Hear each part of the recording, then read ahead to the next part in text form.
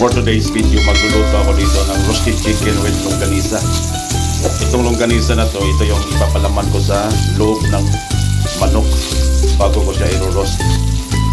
Okay, itutusta ko man siya ng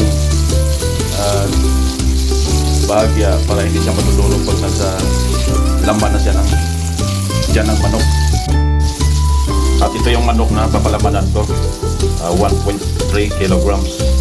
So siya lalagyan ko siyang salt and pepper, olive oil, at ito naman yung ano ko sa kanya, yung isang sahog ko. Meron siya sibuyas, butter at bawang.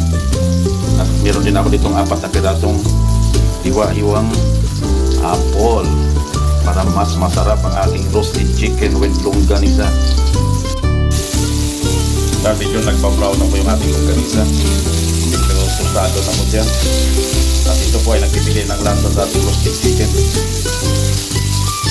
Kung first time nyo po makikita ng ganito, pwede nyo pong i-try sa bahay. At huwag nyo na rin kalimutan din mag-subscribe, like, and share. Ngayon, lagyan na po natin siya ng asin. Hop, yang, hop, yang, hop, yang, hop. Okay, labas loob ng manok para talagang manonood yung lasa ng ating roasted chicken. Okay, at ito naman yung ating mahiwagang paminta. Okay, labas at loob din ng manok, lalagyan natin para talagang masarap siya.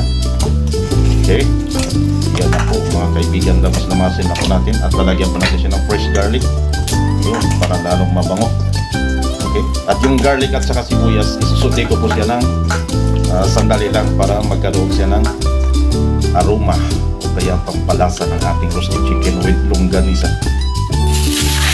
Ngayon, i-roast muna natin pagkaroon pa sa chicken. I-serve ko muna sa kawalin para magkaroon siya ng wow ng kaunti bago natin siya papasautin. Yan, inigisa ko na po yung bawang at saka sibuyas sa butter para pang-topping po natin sa ating roasted chicken. At sinama na rin yung apple sa pagsugay para papalasa siya. Ngayon, ipapalaman na po natin yung ating chicken longganisa at saka yung apple sa loob ng manok. Itong longganisa na to, gawa ko rin ito.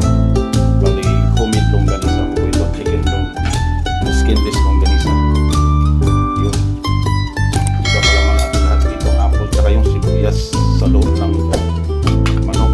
Yan po ang ano niya. Bago natin siya tatakpan ng aluminum foil at i-oven na po natin siya. Okay. Tulo na po ang siya ng ating.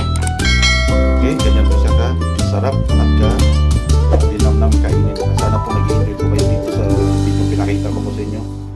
At sana po nag-i-enjoy po kayo. Maraming salamat po sa inyong lahat.